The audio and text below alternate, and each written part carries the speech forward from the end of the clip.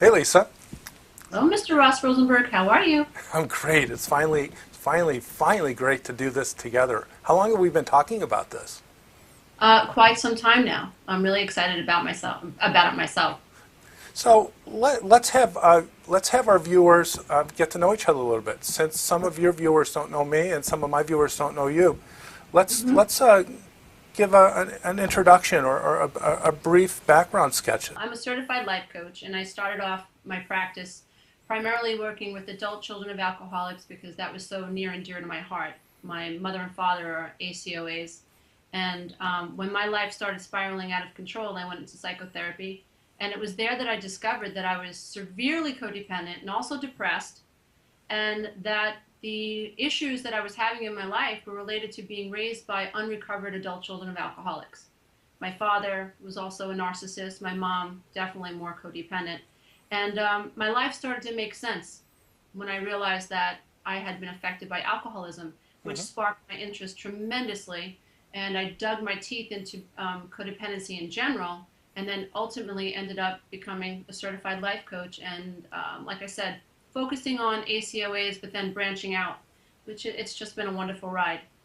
I'm also a best-selling author times five, so that's also fun. Just Yes, I saying. was going to say, hey, what about your book? Yeah. And what's your book called? My first book is called The Road Back to Me. The second book is My Road Beyond the Codependent Divorce. Hmm. My third book is Loving the Self Affirmations, Healing from Unconscious Codependent Belief Systems, then Quantum Tools to Help You Heal Your Life Now. And then the latest book is also an affirmation book. There are 90 days of affirmations and Loving the Self Affirmations, Healing from Childhood Brainwashing. Wow, you need to teach me how to write so much. I can barely write one book, and then I'm done for like 3 years. Well, a little bit of background. Sure. I'm Ross Rosenberg, and I've been a therapist, a psychotherapist for about 28 years, and have been working on trauma and codependency before I even knew about it. Hmm. I've not only am I a therapist, but I also own a counseling center in Arlington Heights, Illinois. I specialize in addictions, trauma. I'm a certified drug and alcohol addictions counselor, a certified sex addiction counselor, and a couple other things. But a lot of people know me because of my book, The Human Magnet Syndrome, Why We Love People Who Hurt Us, and my trainings and my YouTube channel.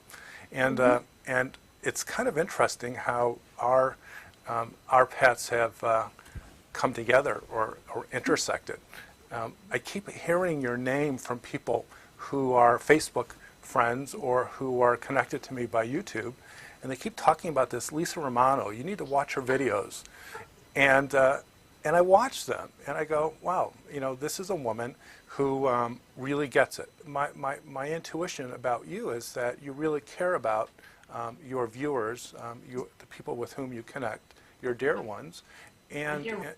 and I think your work is just fantastic.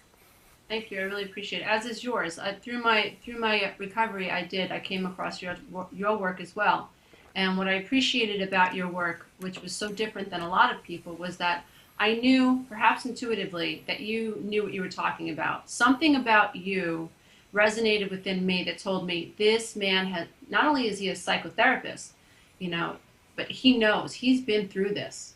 And that really resonated with me, which is why I continue to watch your videos and read your book. I hear it often that people are in therapy for 10, 20, 30 years, and they watch your video or my video, and they get more out of a 20 Right. minute video than they do out of all the years in psychotherapy, perhaps with a therapist who isn't really, skilled in this area. So I'm really, really happy about this joint venture that we're having. Yeah, it's interesting you say that because you know I've been doing therapy. I've been in therapy Mhm. on both sides of the couch Right? for Absolutely. well over 28 years. But one of the things that I notice as a therapist is that I get a lot of clients who come to see me and say, well, I'm codependent, and of course all good therapists and coaches do a kind of a background history. And I come to find out that they've been in therapy for like 10 or 15 years Yeah. and never really understood the concept of codependency. and it always hit me, how could you be in therapy for 10 years and not get better? Yeah. And that idea stuck in my head, and it started to like really make me think about myself and the fact that I myself, come from, as you had mentioned, a dysfunctional family, narcissistic father and codependent mother, and had all the challenges growing up. But I started to think that there's something deeper that people are missing that really accounts for the codependency, and codependency is a symptom. And if you don't hit the primary causes, Right. you can be in therapy your whole life. What's been your experience with that? I agree. I was severely, and that's why I appreciate what you're trying to do with the self-love deficit disorder. Totally, codependency is the result of not loving yourself. Mm-hmm. Absolutely. And not being loved and not having your parents mirror back a sense of self to you. Where I come from, it's impossible in my mind to love yourself if you're not connected to the self. If Right. if your psyche has been turned on to the idea that there is a self inside of me, and true, codependents are taught that their validation is outside of themselves, that they have to seek approval. So the idea that, you grow up in a home where you're invisible and you don't feel loved, absolutely. But the codependent mind is one that it keeps them seeking, a codependent keeps seeking a sense of love Mm-hmm. and a sense of validation and a sense of acceptance outside of self. And this Right. can go on until you're 70 or 80 years old. Truth be told, people bring it to their graves. My poor mom, God rest her soul, her dying days, she was asking about us. She was telling us not to buy her flowers, but buy her fruit baskets so she can give it to the nursing staff to take care of her. And she was out there buying carpet for my dad so he'd have a nice house. And I got to see my poor mom die as a codependent. And it drives me. It drives me, it motivates me, it fills me with passion to understand that there are people out there that don't know what's wrong with them, Yeah. and have been feeling broken or defective. And your talk about self and being invisible, and my talk about self-love, it seems that we're starting something really big out there. I agree. What type of feedback have you gotten from some of your readers, some of your fans? I am humbled every morning. I start my days very, very early because I get so many emails, and I try to answer every single one. Oh, really? That's I try. impressive. Wow. I really try because, Ross, when yesterday, my husband and I were talking about how desperate I was in codependency. Right. I started to suffer from panic disorder. I mean, that was an extension of all of it: the lack of self-love, the lack of self, trying to seek validation, beating the dead horses. Right. Waiting for this pat on the back or this moment where, someone would say to me, "Lisa, you are enough." Right. And it never came. And then when I started to speak up and tell people how upset I was called selfish. And to me, that's the horrible, almost abusive pronouncement that the narcissist put on the child who's going to become a codependent. That if you want something for yourself, you are upsetting the narcissist, and it's a projection. You are selfish, but really, it's not about the poor child who's learning about themselves. It's really about the person. And you grow up feeling, you grew up and I grew up feeling that if you wanted something for yourself, that either something's going to happen badly or you're not going to get what you want. Or you were wrong for even wanting. I felt wrong for wanting. I felt wrong for needing. I felt so selfish for wanting more than the liver and onions that I hated for dinner. How dare I not like the liver and onions? I was this most selfish child. And to me, that's a beautiful example. But by the way, I like liver and onions. But it's a beautiful, but 99% of the world doesn't. But it's a perfect example that because people who are healthy, normal people. And by the way, normal means having problems, Yes. but having the internal resources or using external resources to get help for them. So Absolutely. normal and healthy people have children because they want to give the child love, care, and the child is a gift Yeah. just because of who they are.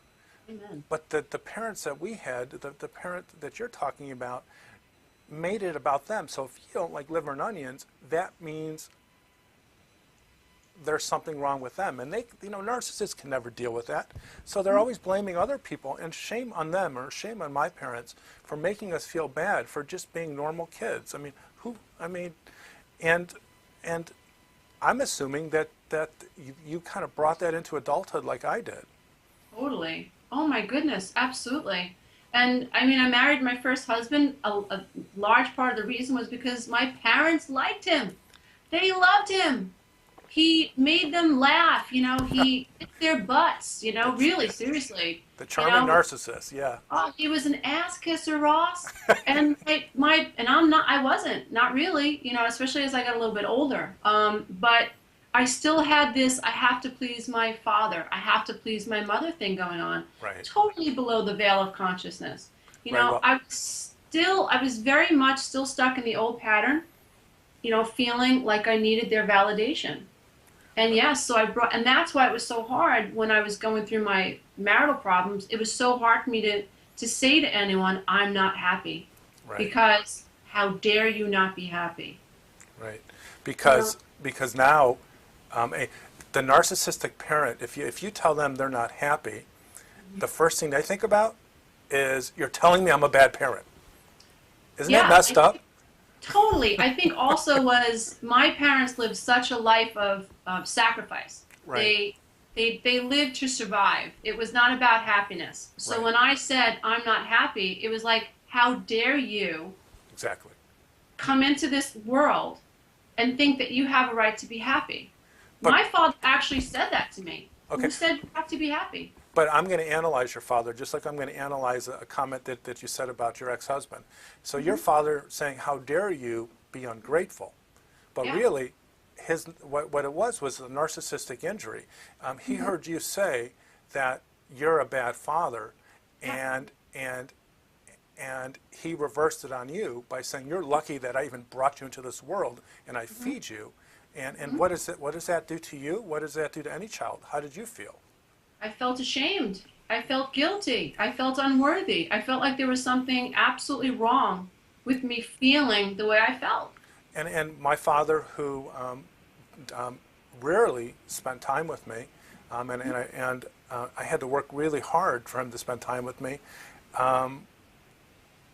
made me feel like there was something fundamentally wrong, and that made me feel like I had to work really, really hard to get someone to love me and see me and respect me.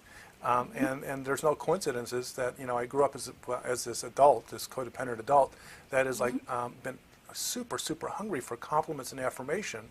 But you said something interesting about your ex-husband. You called him an ass kisser, and so I want to throw something out there and tell me if it fits. He wasn't an ass kisser. He was an emotional manipulator. He was, and I don't even know him. I just know the type that he kissed people's asses so they would love him, and once they loved him, the ass kissing was reversed. Yeah, absolutely. Did that fit?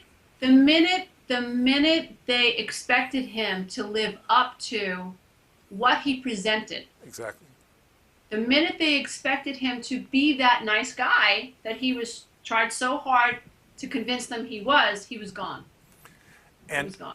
And that's the what I would call the covert narcissist, or the secretive narcissist, that presents this altruistic, nice, kind persona. And I know you have a video, a very good one, and I have a video.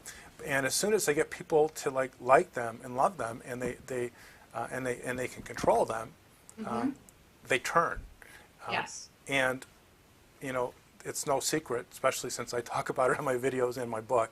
I've been married 3 times, and to two women who were really on the very, very unhealthy side.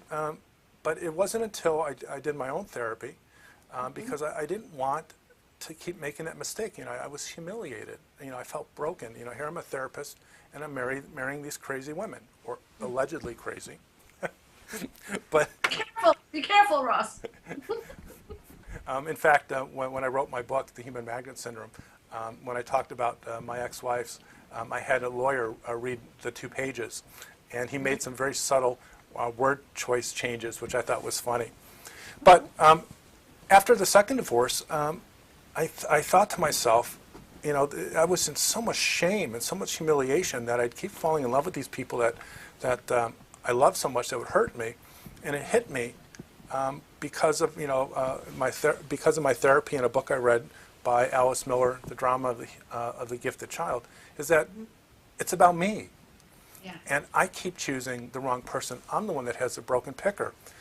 And that changed my life. And that path on recovery has kind of got me to where I am now.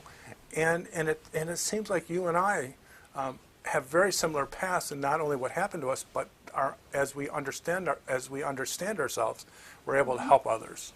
Yeah, yeah. And I think that it's so important that, I mean, I consider what you do healing, and I consider what I do healing. So when I say healer, that's what I mean. But it's so important that people who are in a therapeutic or a healing situation, position, that when they're helping someone, it's so much more beneficial that you understand the problem. Right. You know, people need to know that you get it. You know, I went to 3 therapists before I found my psychotherapist, and the 3 therapists, I walked out of there like, what just happened? I did not feel heard. I did not feel seen. I did not think that they understood my situation at all. And here, after just a few minutes with this psychotherapist who said, is there any alcoholism in your family? Right. And no one had asked up to that point, didn't even ask. In 45 seconds, this man asked me that question, which led to where I am today. Genius, because he had been there. Well, you know, there's a saying by a famous psychotherapy theorist, Abraham Maslow, and I'm going to screw it up a little bit, but it's to the man who has a hammer, everything looks like a nail. And I think that speaks really loudly about we can only see in others what we can recognize in ourselves, and we can't see in others what we are blind to in ourselves. And so if, you know, therapists who haven't done their own work, their own recovery, are going to be oblivious of what is codependency and how can it be connected to other things other than surface level issues. We're working with people who have been sometimes hurt, not by the bad doings of therapists, but by the ignorance or just them being oblivious. Yeah. Yeah, it's so important. I have so many clients. I just did a seminar in Long Island, and there were about 15 people there. Every single person there had been in and out of therapy for a minimum of 10 years. Minimum of 10 years. And some experienced triangulation, where the therapist favored the narcissist in the situation. And the codependent walked out of there feeling like completely violated and frustrated, and then was called out. Well, see, you're getting excited. You're not in control.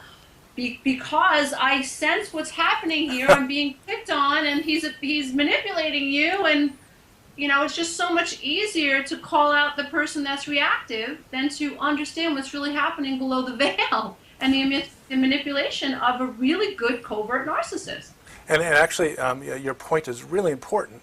And what we're saying together is that, first of all, if you're in therapy for 10 years and the problem's not solved, that's a problem. And it is a big red flag. And no one should be in therapy for 10 years unless they have a chronic mental illness, because therapy by nature, or coaching, or some of the healing services that other people do, should be problem-oriented. And that's what drives me, drives my passion, is to not only figure out, write about, and create techniques that can solve the problem. My codependency treatment never lasts beyond 3 years, And people see results in 6 months because I'm dealing with the foundational issues, the trauma, the shame, the loneliness. And I know because one of my clients works with you, and she says you connect to the very same issues. Right. Yeah.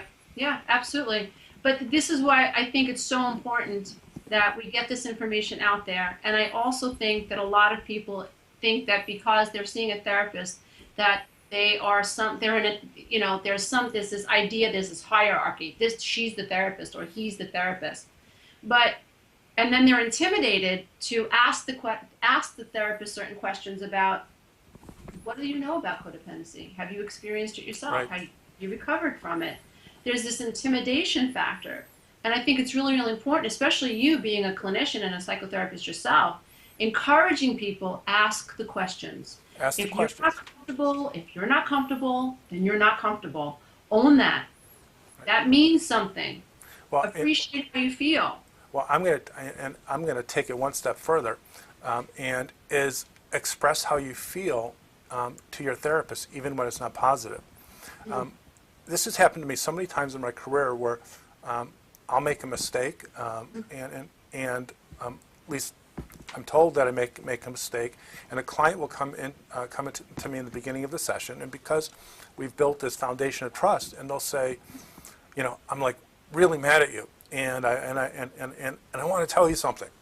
Right. And when that happens, I get like really happy inside because I know something big is going to happen. And so I listen to them, and they tell me what they think I did wrong, and then I almost respond the same way. I say, well, I have 3 responses, and my first response is, wow, that was great.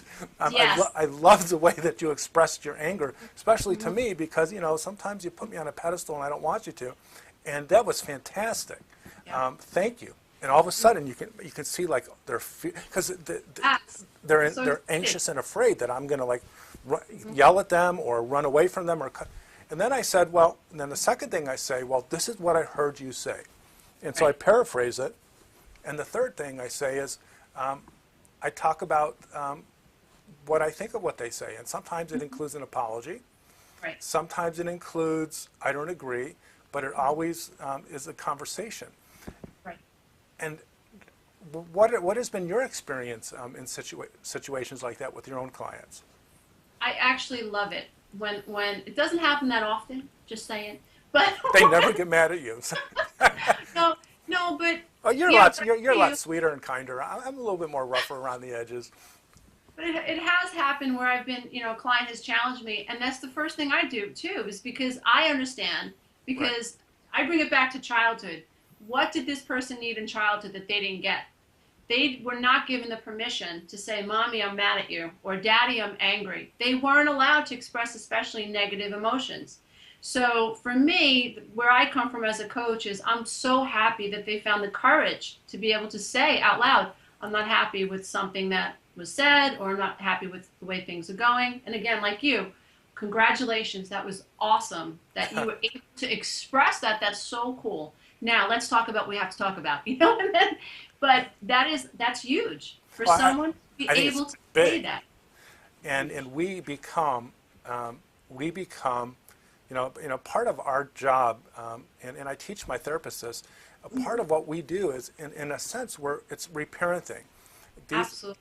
These folks never, you and I did not have loving, unconditionally loving and accepting parents. And how do you love yourself? How do you heal those wounds if you can't learn how to be yourself in a safe environment? And the way you handled it, I can only imagine makes them feel warm and safe, and they can just be themselves. Absolutely. That's the goal. I feel as children, we needed to feel seen. I always tell my clients this great story, because I made a lot of mistakes with my first 2 children because I wasn't healed yet. I was codependent probably. I was so codependent probably until became aware of it when my son was about 11. Right. But by the time I had my 3rd child, I was pretty good. And I remember she was about 4 or 5 years old, and she came out of her room and she said, Mommy, I'm so mad at you. And I said, you are? And I knew I had to validate her. Right. And I said, why are you mad at me? And she said, because you said I was going to have ice cream today, and now it's 8 o'clock. I have to go to sleep, and you're not going to let me have ice cream. Validate her that. I Yeah. said, you know what? I would be angry too. Right. You're right. Mommy did say you were going to have ice cream, and she Right. forgot. That's my fault. And then I apologized. Unconditional love. I'm Right. so sorry. And then resolution. How do you want to fix this? What do you want to do? And Right. then we both came up with the idea that we were going to put a note on the kitchen table that tomorrow after school she was going to get her ice cream. Oh, And that's I said, sweet. how do you feel about that? And she says, good. Good night, Mommy. It Oh. was gone. The anger was gone. That's sweet. I got a story that's not so sweet, but represents the same point of validation. So it gives our viewers another angle. My son, I forgot what it was. I mean, he was angry from age 13 to 17, you know, like any teenager. And I remember one day he got really angry at something I said or did, and he went upstairs and he slammed the door really loud. Right. And I don't believe that anyone should do that in the family. And so I went up to him, and I was mad myself. And by the way, it's okay for parents to be mad at their Yeah. children. And I said to him, I said, you know what, Ben? You have the right to be mad at me all the time whenever you want. And I will never argue or take that away from you. But what you don't have the right to do is either destroy property or be disrespectful. I don't want you to like me. I would like for you to like me. I don't want, but when you slam your door, that's not accepted, and you're going to get punished the next time you do it. But the message I gave him, and it probably wasn't his most memorable moment of me as a child, is that he had permission to be angry at me. And you were okay with it. And I was, well, I mean, I was okay with it. I accepted it. Of Yes. course, Right. but I did not accept him to be disrespectful and harmful to property. And what we both did, and was we let our children be seen, unlike we were not and were invisible. I was going to say that what I've discovered also is that a lot of codependent parents have a difficult time parenting their children because they're so worried about what their children think of them. Oh yeah. And so I want my child to like me. I don't want to rock the boat. I need my child's validation. I have to always be so kind to my child. Right. And that presents a lot of drama inside families. Right, and it creates an entitled child, and it sets up the next generation for either a future narcissist or a future codependent. And I know that I am working really hard and have to try to stop the problem in this generation. Yep. And it sounds like you've been doing your own work yourself. Oh yeah, I'm committed. I'm going to do whatever I can while I'm breathing. So I'm really excited about our upcoming webinar on February 13th, just in time for Valentine's Day. I think it's very appropriate. Yeah. You know, actually, I'm really excited, and I love the title that we came up with. Yes. And of course, I don't have it remembered, so I got to read it. It's called "Banishing Fear: Finding Courage to Heal from Codependency or Self-Love Deficit Disorder." I love it. I can't wait. I can't wait to do it. To tell the folks a little bit about what you'll be speaking about. Well, I'm going to be talking about the fact that we do need courage to heal from codependency. A lot of clients will ask me, you know, what do I do with the fear? What do I do with the anxiety? We have to learn to embrace it. We have to learn the tools that we need to face this fear. And that's why we're going to address the idea that courage is what's going to help you be able to learn how to love yourself and eventually heal from codependency. And I'm going to be talking about the same thing from my own angle, that, you know, we codependents, whether we're recovering or not, or SLDs, as I call them now, people with self-love deficit disorder, is that we carry the shame that has been pushed into us. We've been brainwashed as a child that we are inherently shameful people, and because of that, we're afraid to stand up for ourselves, and it's the fear that locks us down. And I'm going to focus on the elements of fear and how that is how that represents the underlying shame and loneliness that's at the foundation of codependency.